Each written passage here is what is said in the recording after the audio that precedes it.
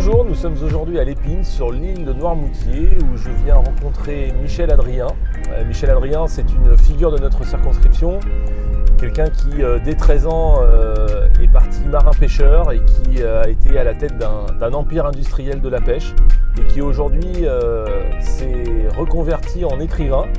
Il vient d'écrire un livre sur le changement climatique qu'il m'a gentiment adressé il y a quelques semaines et il m'a aussi invité à le rencontrer, ce que je fais avec grand plaisir aujourd'hui. Bonjour Monsieur Adrien. Monsieur Duchot, merci de me recevoir. Merci d'être venu. Pour ceux qui ne vous connaîtraient pas encore, Monsieur Adrien, est-ce que vous pouvez nous rappeler quelle est l'œuvre de votre vie et tout ce que vous avez fait, créé et développé? J'ai commencé comme mousse et puis après mon service militaire, je suis parti apprendre un métier à Saint-Jean-de-Luz, un nouveau métier de pêche qui venait de Californie. Et les marins de San Diego avaient inventé la méthode de pêche à l'appât vivant. J'apprends le métier, je fais construire mon bateau. J'ai eu la chance de tomber dans un créneau où le gouvernement français voulait absolument développer d'une manière économique les colonies françaises d'Afrique de l'Ouest. On a subventionné fortement ceux qui voulaient bien partir en Afrique. C'était une aventure à l'époque. Il n'y avait pas d'avion, c'était encore le bateau, etc. Et en Afrique, il se trouve que j'ai été le champion avec mon petit bateau. On a fait des pêches fantastiques. J'ai armé un deuxième bateau, puis un troisième, puis j'ai chalutier. Puis après, j'ai monté les usines de transformation. Arrive donc cette aventure France Turbo donc à Noirmoutier. Alors qu'est-ce que vous pouvez nous en dire? Au sud de Dakar, j'ai vu l'impact de nos engins modernes de capture sur la ressource. Un jour, on va manquer de poissons.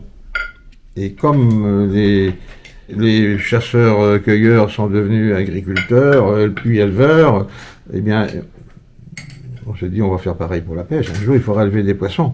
Mais là, j'étais pris pour un fou, et puis je voulais faire quelque chose dans mon village.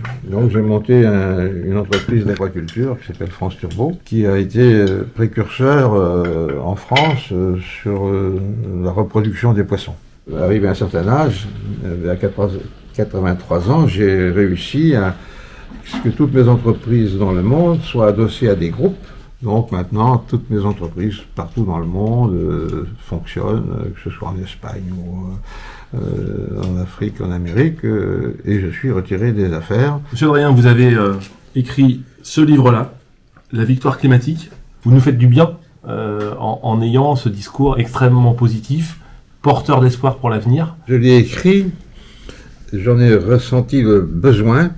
Quand j'ai vu ma petite fille qui jouait aux cartes avec deux ou trois couples, et il parlait de réchauffement climatique, mais d'une manière catastrophique. Moi, je ne ferai pas d'enfants, etc.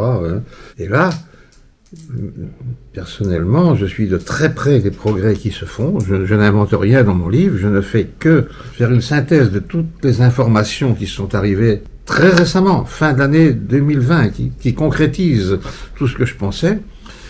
Et en les réunissant, j'arrive à la conclusion, mais alors j'en suis sûr que nous allons vaincre le réchauffement climatique. Le grand basculement, c'est fin de l'année dernière, où les énergies renouvelables, solaires comme éoliens marins, ont un prix de revient de l'électricité inférieur à celui du nucléaire et du marché.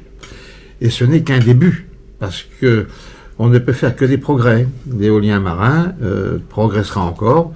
Pour le solaire, c'est la même chose. Pour une fois, l'économie et l'écologie vont tirer la charrette dans le même sens. Nous aurons notre autonomie énergétique totale avant 2050. En tous les cas, Monsieur Adrien, moi je voulais vraiment vous féliciter et vous remercier chaleureusement parce que vous faites avec ce très beau livre, œuvre de pédagogie. Bravo, merci et que du positif pour ce changement climatique qui, comme vous l'avez dit, on va réussir à le vaincre.